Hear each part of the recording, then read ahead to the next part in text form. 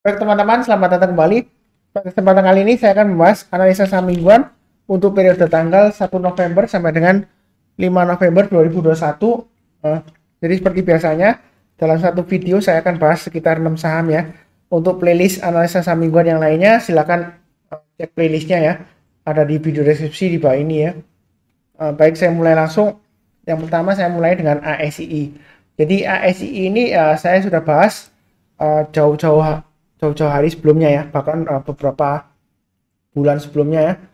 Jadi sebelumnya saya kalau Anda lihat di channel halaman utama Saham Profit ya, youtube.com kemudian garis miring Saham Profit, di playlist yang keempat ya, di halaman utamanya itu ada analisa saham untuk investasi tahun 2022. Jadi salah satunya adalah ASII. Ini sudah saya bahas ya, targetnya 6250 sudah tercapai ya, bahkan terlampaui ya.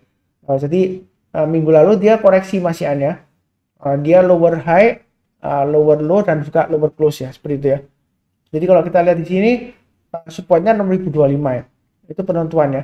Jadi kalau dalam minggu ini kalau dia turun lagi lower low ya, kalau lower low dari low-nya sekarang minggu lalu 5950, kalau dia turun lagi di bawah 5950, lebih baik saran saya jual dulu. Karena kalau dia turun lagi di bawah 5950, dia ada kecenderungan testing area 5550 dan 5025 ya. Jadi turunnya sih lumayan ya, seperti itu ya. Mudah-mudahan aja dia masih bertahan ya. Tapi di sini saya hanya sekitar mengingatkan kalau dia masih berhasil bertahan di atasnya 6025 dan bahkan dia breakout ke atas 6250, kalau mau buy atau buyback ya silakan ya. Jadi kalau naik ke atas 6250 buy, kemudian kalau kita lihat harinya sebelumnya ya, 3 minggu yang lalu sekitar 6450 ya. Jadi kalau mau buy lagi silakan, kalau naik ke atas 6450 target price-nya masih tetap sama ya, 925 dan 7250. Jadi ini merah di sini 2 minggu ya. Sebenarnya koreksinya masih cukup wajar ya. Kita jangan terlalu kaku. Oh Pak Sunar, ini kalau kita lihat sebelumnya gagal di atas 6250, dia akan turun lagi dan turunnya lumayan dalam. Memang benar ya, resistennya sekitar 6250 ya, saya sudah gambarkan ya. Jadi kalau turun di bawahnya dia masih akan cenderungan testing lagi 5550. Tetapi kalau dia sudah berhasil naik lagi ke atas 6250, dia ada kecenderungan akan lanjut lagi bullish ya, sampai bahkan sampai 7250 ke atas masih memungkinkan ya. Untuk ASI ya. Itu secara daily, weekly-nya. Kemudian kalau daily-nya, ini terus terang aja saya ada buyback ya, tanggal 29 Oktober ya. Waktu itu buybacknya saya di harga 6075. Jadi waktu saya buyback 6075, nggak lama lagi tuh turunnya ya, mesti wajar aja ya. Jadi kalau ada yang bilang kalau dibeli turun ya, dijual naik, sebenarnya sih itu belum tentu salah ya, kita enggak ya. Kadang-kadang memang kita nggak bisa mengatur marketnya. Saya juga sering juga sih kalau saya beli turun ya ada, tapi nggak semuanya seperti itu ya. Ada juga yang saya beli kemudian naik, ada ya. Jadi yang penting di sini bukan dibeli naik atau dibeli turun atau dijual naik atau dijual turun ya. Yang penting di sini fokus saja kalau garis-garisnya sudah saya berikan ya. Jadi pasang aja trailing stopnya atau stop lossnya. Kalau garis saya kan di 6000, tapi di sini kan ada swing low-nya di 6000, swing low-nya di 5950 ya, low-nya hari Kamis ya. Jadi kalau turun lagi di bawah 5950, lebih baik jual dulu ya. Kalau turun lagi di bawah 5900, jual dulu semuanya. Bagi yang mau buy on weakness, tunggu aja di area 5800 sampai dengan 5600. Artinya kalau dia koreksi di bawah 5800, tunggu kalau dia berhasil rebound ke atas 5800, buy. Naik ke atas 5900 sama lagi dan seterusnya ya.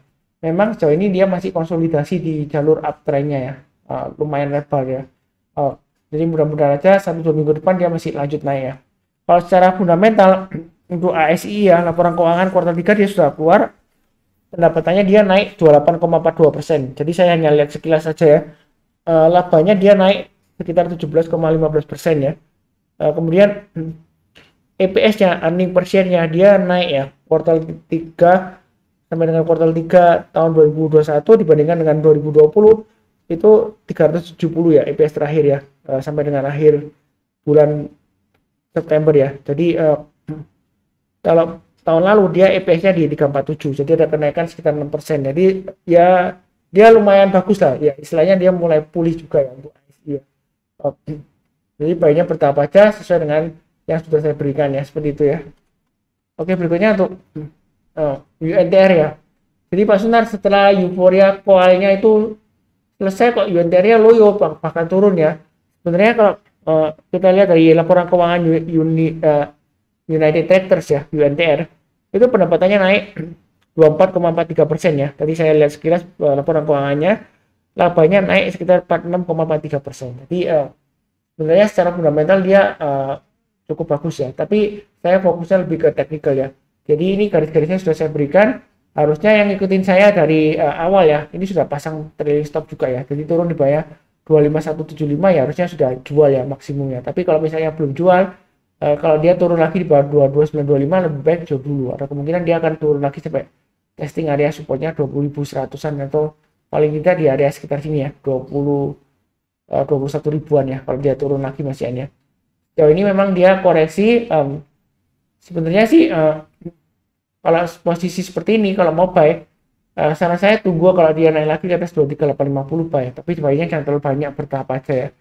Kalau dia breakout lagi ke atas 25175 tambah lagi target berikutnya di 27375 dan 28475 ya. Ya seperti itu ya. Masih ada kemungkinan rebound nggak Pak Sunar? Kemungkinan sih selalu ada ya. Ini support resistennya untuk weekly-nya atau mingguannya.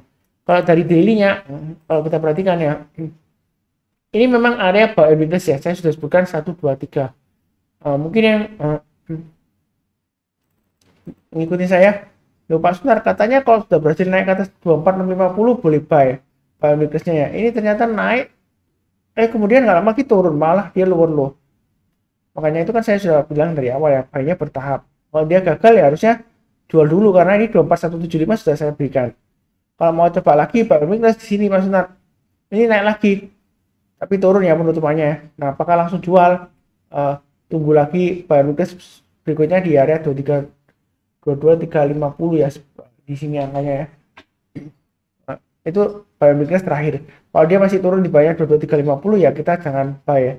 Kemungkinan dia turunnya malah masih dalam ya. Jadi di sini kalau yang belum punya, kalau mau buy sekarang sih boleh-boleh saja ya. Jadi sebenarnya potensialnya reboundnya masih ada ya. Kalau sebelumnya dia gagal di sini ya, ini belum tentu gagal lagi ya. Bisa saja nanti rebound lagi lanjut naik ke atas ya seperti itu ya. Tapi jangan terlalu agresif ya, karena ini kalau kita lihat arahnya sudah mulai turun ke bawah ya. Jadi jangka pendeknya dia mulai downtrend ya. Setelah dia mencapai puncaknya di 27.700 ya. Itu untuk UNTR ya. Jadi kalau misalnya takut ya pilih saham yang lainnya atau belinya bertahap atau tunggu di buy and weakness berikutnya di 22350. Ya, ini garis-garisnya sudah saya berikan untuk acuan trailing stop atau stop loss ya. Kalau misalnya dia turun gagal ya stop loss ya. Kalau dia naik lagi silakan kalau mau buy back ya.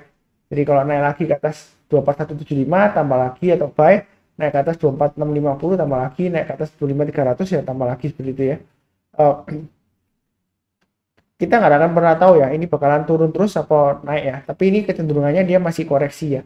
Jadi kalaupun buy sekarang jangan terlalu banyak ya. Kalaupun mau buy and weakness berikutnya ya di 22350 aja ya. Tunggu kalau dia berhasil rebound barusan kita buy. Kalau takut ya pilih saham yang lainnya. Memang ini sudah arahnya sudah ke bawah ya. Nah, seperti itu ya. Tapi kalau berkaca dari sebelumnya, ya kan, dia biasanya sih Desember bisa rally ya, tapi nggak pasti ya. Tapi jangan terlalu lihat seasonality seperti ini ya. Ini kalau kita lihat di awal Desember dia mulai rally naik, kemudian koreksi dia naik lagi tinggi di sini ya. Apakah masih seperti itu ya kita nggak akan pernah tahu karena sebelumnya dia sudah naik tinggi ya dari area 19450 ini area buy and weakness. Kalau breakout saya sarankan sebelumnya ya, dia sudah naik tinggi ya, euforia koal ya, euforia batubara ya. Tapi yang penting ikutin aja garis-garis yang sudah saya berikan ya. Ini memang arahnya masih cenderung downtrend ya jangka pendeknya ya. Walaupun mau spekulasi buy and weakness ya bertahap aja. Kalau dilihat dari Fibonacci retracement ya, saya tarik retracementnya dari swing high di sini dan swing low-nya di sini, sebenarnya dia koreksi maksimum di area Fibonacci retracement 38,2% ya. Jadi kalau selama bertahan di atas 22350 dia masih ada peluang untuk rebound ya. Tapi kalau turun lagi ya lebih baik jual dulu semuanya. Kurang lebih seperti itu ya. Berikutnya untuk MLPL ya. Jadi sepertinya lama saya nggak bahas ya, atau di analisa saham mingguan saya jarang bahas MLPL ya. Jadi kalau kita lihat MLPL dia kan mengadakan right issue ya. Rasionya berapa, harga pelaksananya berapa kita nggak tahu. nanti di rapat umum pemegang saham itu 24 November adalah persetujuannya. Kalau disetujui ya dia akan naik isu ya seperti itu ya, HMITT ya. Nah, kira-kira gimana Pak Sunar, bakalan naik lagi atau enggak? Kalau kita lihat dari sini ya, support resistennya ini untuk weekly-nya. Nah, ini saya tarik supaya 320 ini low-nya ya, low-nya sebelumnya 2 minggu yang lalu ya. Kemudian di sini low-nya di 380. Jadi kita bisa pakai acuan 380 sebagai supportnya. Kalau misalnya sudah beli, pasang aja stop loss-nya di 380 ya, maksimum di 320 lah kalau mau masih tahan ya. Resistennya di mana ya? Ini kalau kita gambarkan resistennya 482, berikutnya lagi di 595 ya. Apakah masih bagus dia akan naik sampai dengan right issue ya, kita nggak akan pernah tahu. Intinya selama di atas 380 ya masih ada harapan ya seperti itu ya. Itu secara mingguannya. Target price berikutnya di 482 dan 595. Kalau pakai harian, ini chartnya untuk harian ya. Area buying saya sudah sebutkan ya. Ini saya sudah tarik garis panjang ya. Ada dua sebenarnya ya. Yang terakhir ini kalau saya sebutkan naik ke atas 406 ya. Kalau yang mau buy silakan. Masih belum ketinggalan ya. Kalau buy silakan pasang stop lossnya di 390 dan areanya ini ya 380 lah kurang lebih ya. Maksimum di swing low-nya di sini ya. Kalau turun lagi di bawah 344 ya lebih baik jual dulu semuanya. Masih ada peluang nggak naik tinggi Pak Sutar? Peluang naik masih ada ya. Nah, di sini kita lihat volumenya masih mulai rame lagi di sini ya. Mulai naik ke atas MA-nya 5 hari ya. Volume 5 hari masih cukup ramai di sini ya. Jadi masih bisa lanjut nggak Pak Sunar MLPL? Kemungkinan besar masih bisa lanjut ya. Kalau dilihat dari volumenya, kekuatannya ya. Mudah-mudahan aja dia naik sampai 605 ya. Rasionya kita nggak akan tahu ya, right issue-nya berapa ya. Jadi belum pasti 100% ya, belinya bertahap aja nyantai sesuai dengan garis-garis yang sudah saya berikan di sini ya. Jadi garis-garis ini sudah saya berikan lama, ikutin aja kalau yang berminat ya. Ya dibilang akurat atau enggaknya ya kita lihat aja. Kalau naik ke atas 406 ya, dia naik lagi breakout ke atas 430 tambah lagi dan seterusnya ya. Jadi ini sudah saya gambarkan lama sebenarnya untuk MLPL ya. Tinggal diikutin aja, naik lagi tambah lagi, naik lagi tambah lagi ya. Kalau misalnya gagal ya pasang aja dari stop dan stop loss seperti itu ya. Minimal lah kalau saya sih kurang lebih mungkin sekitar 500 mungkin masih bisa ya, paling tidak ya. Kenaikannya maksud saya sampai dengan rapat umum pemegang sahamnya tanggal 24 November ya untuk persetujuan right issue-nya. Untuk laporan keuangannya saya belum lihat ya, belum keluar sepertinya ya untuk MLPL. Kurang lebih cukup. Berikutnya EMTK. Kalau dilihat dari laporan keuangannya ya, memang EMTK ini baca laporan keuangannya secara sekilas enggak seberapa bagus sih menurut saya sih. Pendapatannya walaupun naik 13,71%, dia labanya turun ya, seperti itu ya. Kalau secara analisa teknikal ya, nah ini kan candle hijau Pak sudah mulai rebound ya EMTK ya. Jadi terakhir itu kalau kita lihat EMTK ya, sentimen yang positif sih menurut saya sih nggak seberapa menarik juga sih. Ini hanya terakhir hanya bilang dapatkan hak siar untuk F1 F1 ya, F1 ya itu ya musim 2021 ya, dan sisanya sampai dengan tahun depan 2022 ya seperti itu ya. Jadi mungkin dari sentimen itu ya bisa aja untuk grupnya EMTK ya, adalah mahkota teknologi ya, dan juga sering disebut dengan kolaborasi dengan grupnya Salim ya seperti itu ya. Kita nggak akan pernah tahu ya, kadang-kadang grup Salim juga setahu saya sih juga ikut-ikutan angkat sahamnya juga pernah ya seperti itu ya. Bahkan dia kalau diangkat juga naiknya tinggi ya.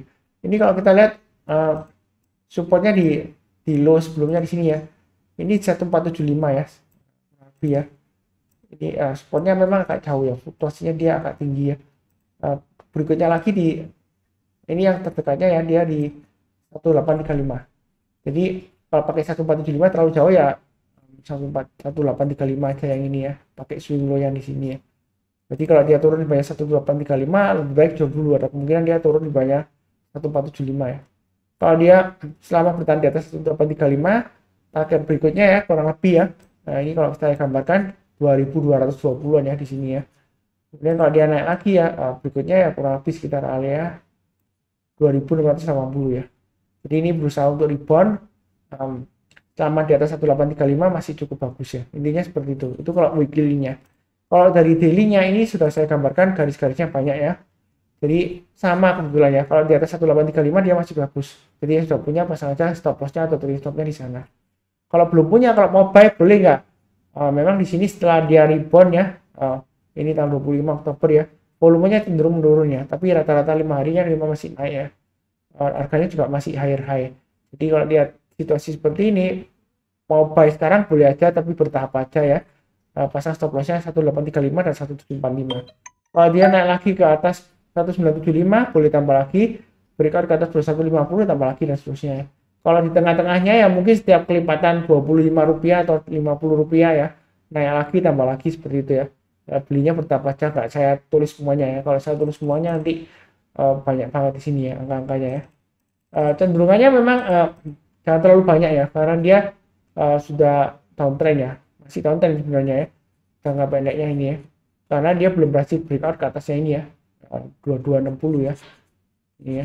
Jadi masih cenderung lesu, walaupun kalau kita lihat ya sudah mulai naik ya, ini ya, jangka pendeknya, jangka paling dekat di sini ya. Ya mudah-mudahan aja dia sukses naik ya. Untuk EMTK ya, pasang aja dari stop loss. Jadi belinya bertahap aja kalau takut ya, seperti itu ya. Oke, berikutnya untuk BHIT. Kenapa BHIT ini kok dibahas? Ini kan sahamnya downtrend Pak Sunar. Jadi saya rasa sih kenapa kok dibahas ya. Jadi memang saya bahas, tapi bukan berarti yang saya bahas mesti buy atau saran buy ya, gitu enggak ya. Ini ya saya sarankan aja, supportnya kan di 59. Jadi yang sudah punya jangan lupa kalau turun di bawah 59 lebih baik jual dulu semuanya daripada nanti Anda nyangkut di 50 lama ya nggak bisa jual ya. Sebelumnya saya bahas ini karena sebenarnya sih ada yang sedikit lah menarik ya, tapi kita nggak akan pernah tahu pasti ya apakah bakalan dia akan naik atau enggak ya. Sebelumnya kan kita sudah tahu ya, right issue-nya dia di harga tinggi ya, di atas harga yang sekarang ya, 173. Karena saya sudah sebutkan sebelumnya ya di analisa sahamnya, dia memang right issue-nya harga pelaksanaannya di atas karena dia untuk istilahnya itu mengganti obligasinya dengan saham ya, harganya memang di atas. Waktu itu harga teoritisnya sekitar 110 ya 109, something lah, 109, sekian ya. Jadi anggap aja 110 itu harga teoritisnya. Nah, harga sekarang kan 63. Kalau dia turun lagi balik 59 lebih baik jual dulu. Kalaupun Anda mau beli, Pak Sunar, ini kan seringkali dia kalau sudah turun dalam, kemudian dia berhasil rebound. Kalau mau beli buy on weakness, jangan belinya pada sekarang. Belinya tunggu kalau dia sudah berhasil naik ke atas 76 buy ya. Kalau dia naik lagi ke atas 85 ya tambah lagi. Target berikutnya ya di harga sekitar teoritisnya 110 ya. Itu yang paling realistis ya. Kalau mau tambah lagi di tengah-tengahnya ya kalau dia berhasil naik lagi ke atas 99 ya, tambah lagi ya seperti itu ya. Ini kalau untuk weekly-nya. Memang kondisi saat ini belum buy ya, jadi jangan salah paham. Saya nggak pernah mengajarkan tangkap pisau jatuh enggak ya. Ini memang strong downtrend ya, hati-hati ya. Kalaupun mau beli tunggu kalau naik ke atas 76. Tapi jangan terlalu takut kalau naik ke atas 76, nanti pas turun lagi Pak Sunar. Seperti ini ekornya panjang ya, ke atas ya. Ya pasang aja dari stop atau stop loss. Kalau dia naik lagi ya mungkin ada kemungkinan berhasil lagi naik ke atas ya. Siapa tahu yang punya obligasinya itu mau jual sebagian. Saya nggak tahu dealnya seperti apa ya, yang obligasinya ditukar dengan saham itu ya. Beberapa ya seperti itu ya sebelumnya ya. Setahu saya seperti itu ya untuk BHIT ya. Jadi biasanya sih kalau dia akan naik ada aksi korporasi ya. Mungkin aja ada aksi korporasi lain ya, kita nggak akan pernah tahu ya. Ini memang resikonya tinggi ya. Terus saja resikonya tinggi. Saya ulangi lagi, resikonya tinggi. Nah ini kan candlenya hijau, oh berarti langsung buy Pak Sunar, menarik. Belum tentu ya. Kalau secara harian candlenya, ya kan, minim kalau kita mau buy, ini tunggu kalau dia berhasil naik ke atasnya ini ya, 76 ya. Jadi kalau di weekly-nya sebelumnya kita lihat 76 ya, seperti itu ya. Di weekly-nya ya. Ini paling cepat ya. Jadi kalau di daily-nya kebetulan sama ya, naik ke atas 76 aja lebih baik ya. Karena kalau masih di bawah 76 dia masih resiko turun ke bawah seperti itu ya. Jadi jangan buy, no buy ya. Jangan buy, kalau sudah punya jangan lupa kalau turun lagi di bawah 59 jual dulu ya.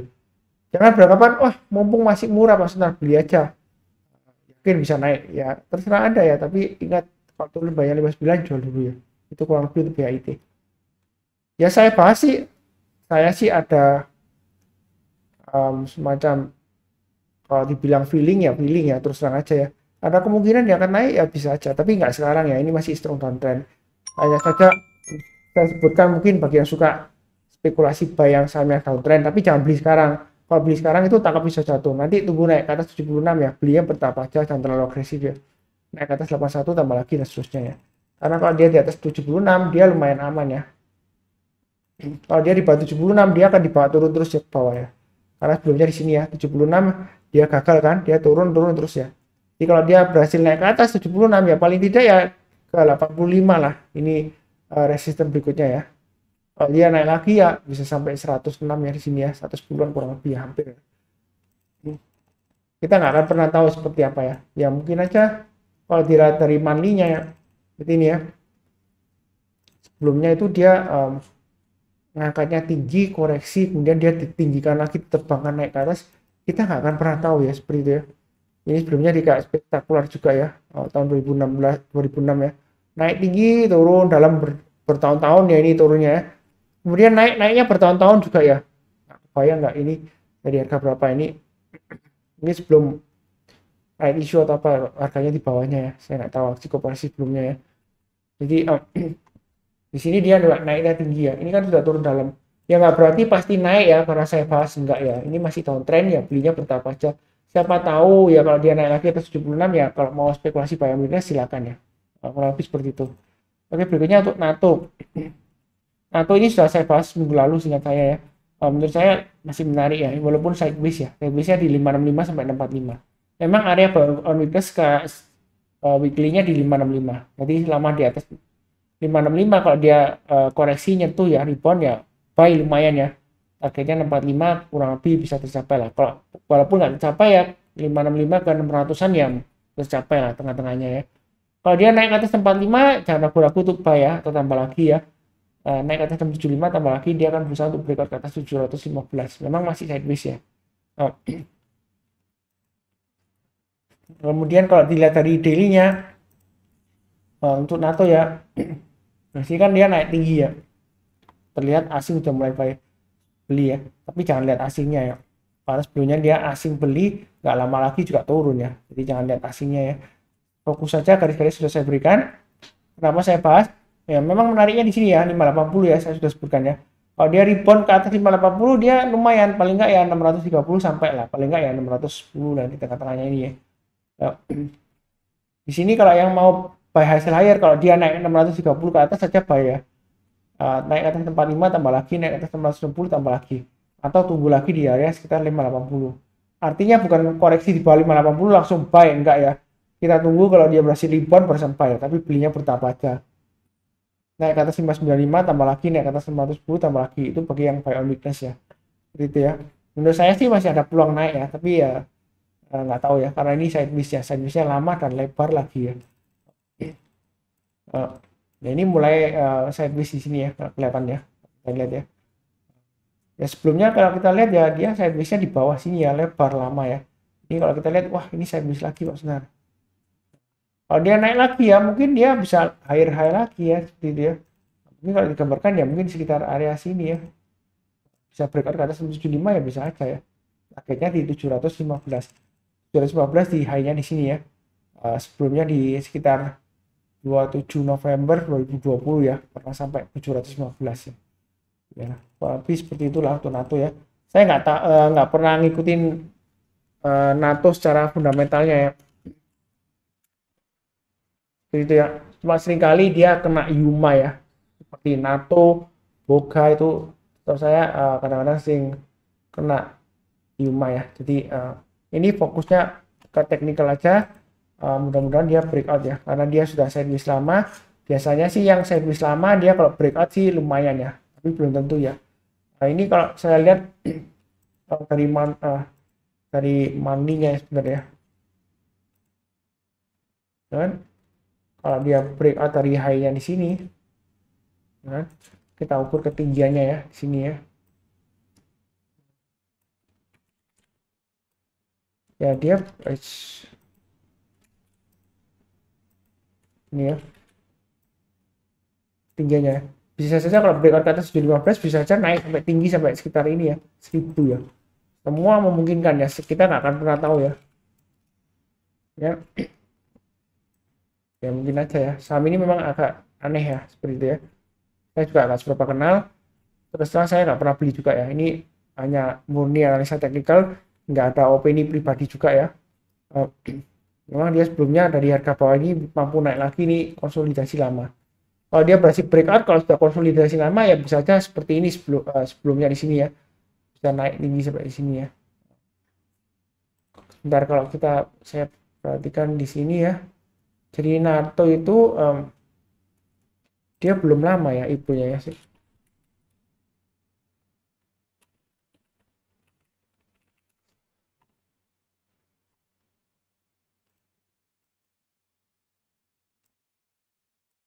Iya sih, nggak lama banget ya.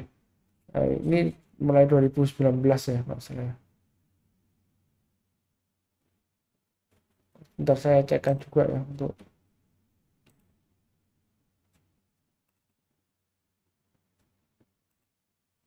NATO ya.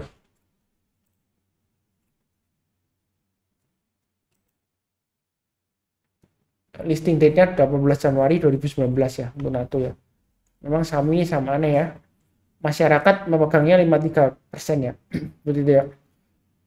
Biasanya sih, kalau ada yang bilang ya, kalau saham pemilik mayoritasnya itu masyarakat 53%, biasanya saham seperti itu saham sampah ya. Maksudnya nggak ada yang pengendalinya seperti itu ya.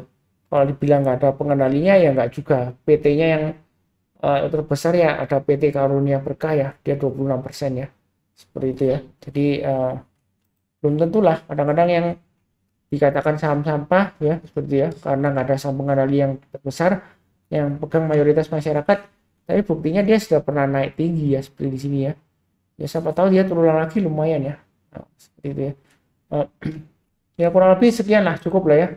Sudah 6 saham juga untuk analisis saham mingguan. Seperti biasanya, yang berusaha kenal ya, jangan lupa subscribe, join, kemudian nyalakan lonceng notifikasinya. Kalau ada saran atau pertanyaan atau komentar, silahkan tulis di kolom komentar. Seperti biasanya di akhir video saya selalu doakan sehat selalu, damai dan sejahtera selalu ya. Semoga kita selalu diberkati yang luar biasa ya. Amin. Terima kasih banyak.